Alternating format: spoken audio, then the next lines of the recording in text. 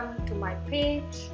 Today I'm going to be sharing a little, giving you an overview on the topic of principles of pharmacoeconomics, targeted mainly at budding and future generation of pharmacists interested in pharmacy management and policy making.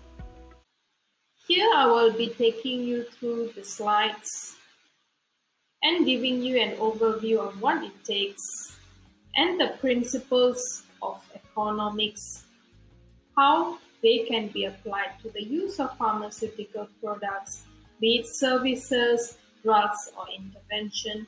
Eventually, this knowledge is going to be useful for you, say, when you are sat in a therapeutics committee, or say you are assisting top management of a hospital in making a very difficult decision on whether or not to accept or reject an alternative therapy, intervention, or treatment that has just been introduced to you.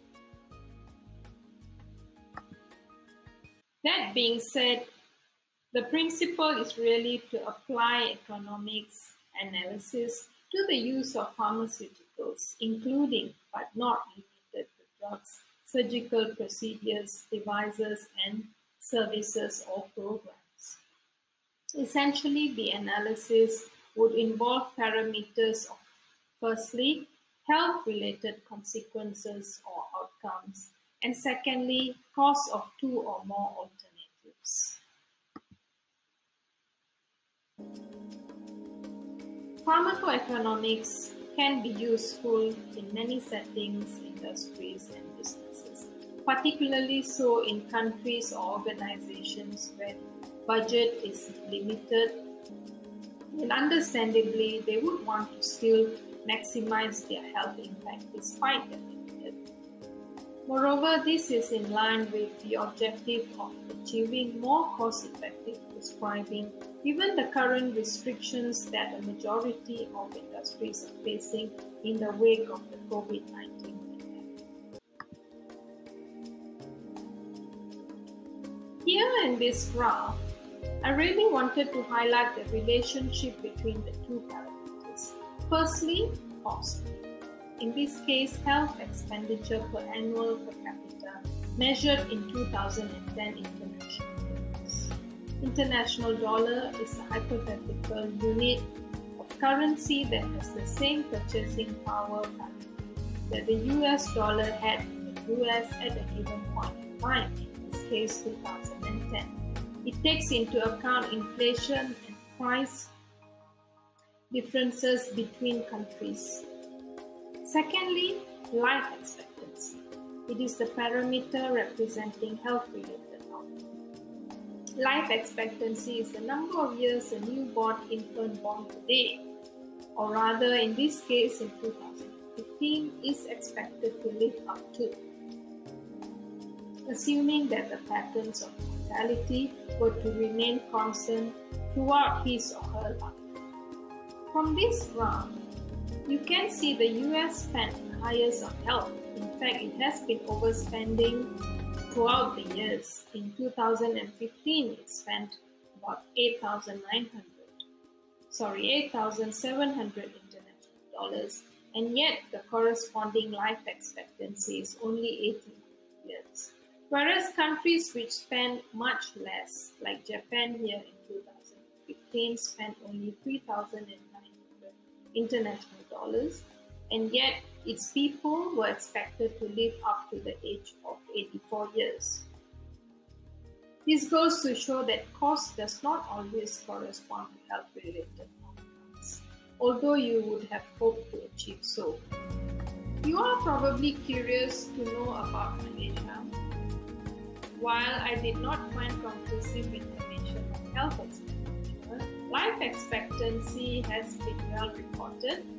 As of March 2020, the Department of Statistics of Malaysia reported that the life expectancy at birth is 74.9.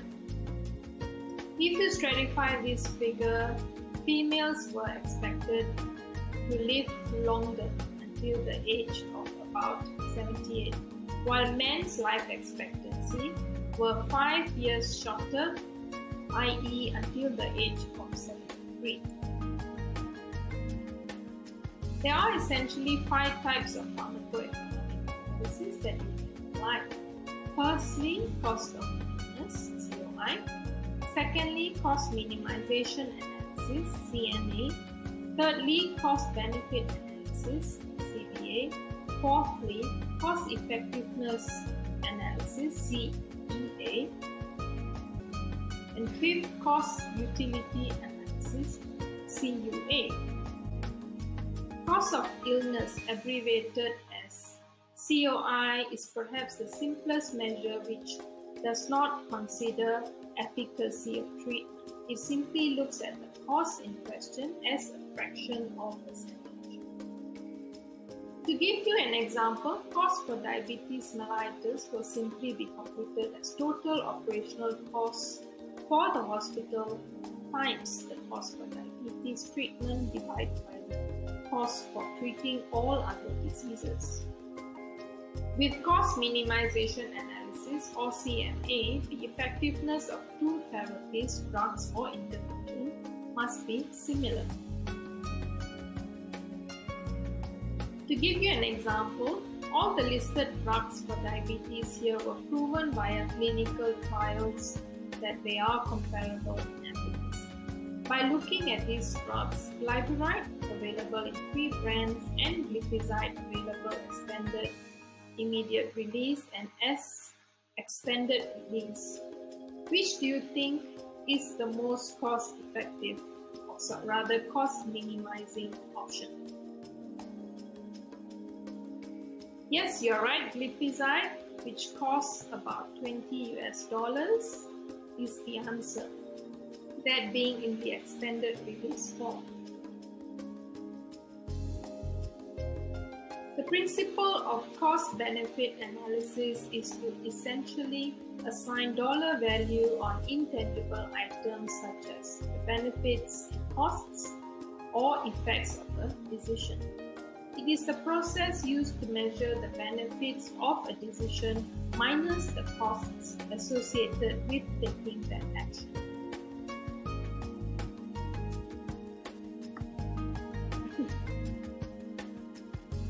In this example, where 4 therapies are compared, can you tell me which one produces the highest net benefit to net cost ratio? That is right. Therapy B has the highest ratio and therefore would be the preferred choice of therapy.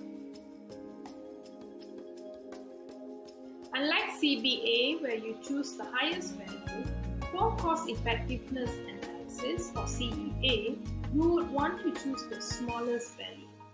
This is because the numerator is cost while denominator is unit of therapeutic effect, such as mmHg for BP measurement. CEA is probably one of the most preferred pharmacoeconomic analysis methods. There are 2 methods of reporting CEA, similar to CBA, where you had net benefit or ratio of net benefit to net cost. With CEA, you can either report as an average cost effectiveness or incremental cost effectiveness ratio, or this is known as ICER. In this example here, can you just compute these values and tell me what your values are for the average cost effectiveness ratio of drug A and drug B? And now calculate the ICER for B in comparison to A. By the way, cost effectiveness here refers to a reduction in mg per deciliter unit of glucose concentration in the blood.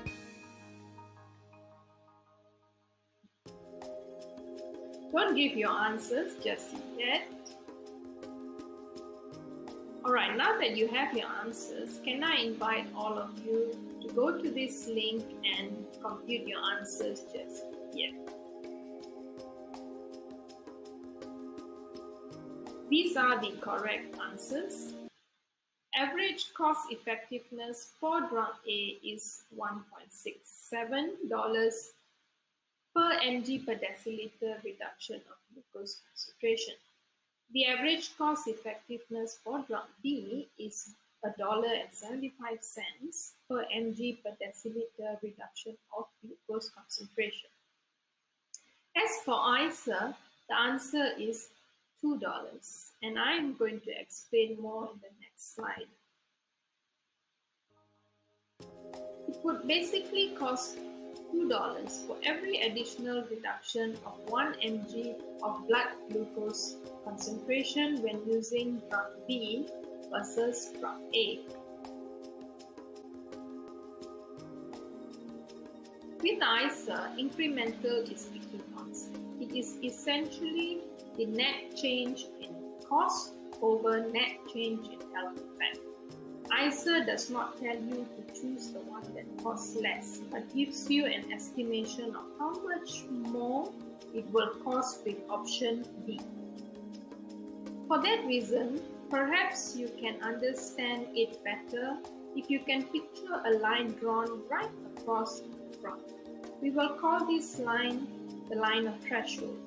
Any value above this line of threshold you would want to reject, and any value below you would gladly accept, as you have drawn a line so as to say that this is my limit as to how high the cost can escalate and how low of an effectiveness that I can possibly accept.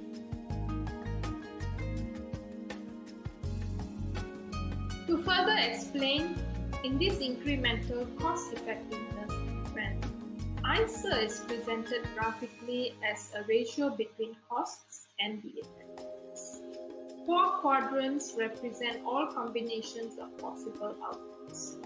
The more cost-effective outcomes are located further right on the x-axis, and the rise or y-axis. With every increase, the cost of the outcome rises. When option B is more costly and more efficient, then the ICER is located in the first quadrant.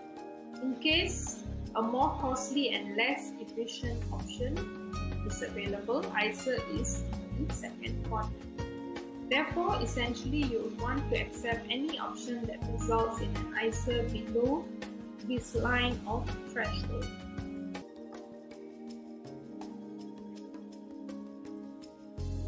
Now, for your final economic evaluation analysis, we need to understand the term utility. Utility is a value that we as a society or individual place on health status. For that reason, cost-utility analysis measures outcomes after they are adjusted for quality. For example, life years gained after taking into account quality will transform into a composite metric called Quality Adjusted Life Years, or QALY. QALY is a measure that aims to integrate both quality and quantity.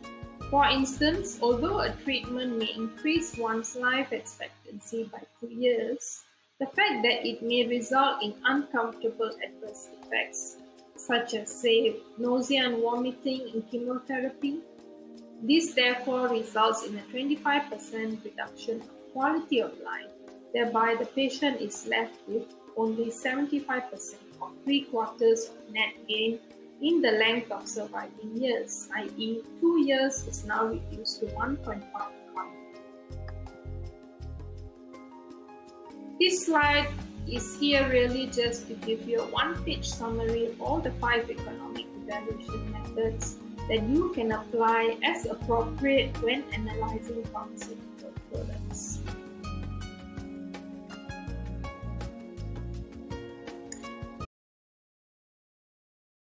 We have come to the end. I hope you have found the explanations useful and are able to apply them in your day-to-day tasks.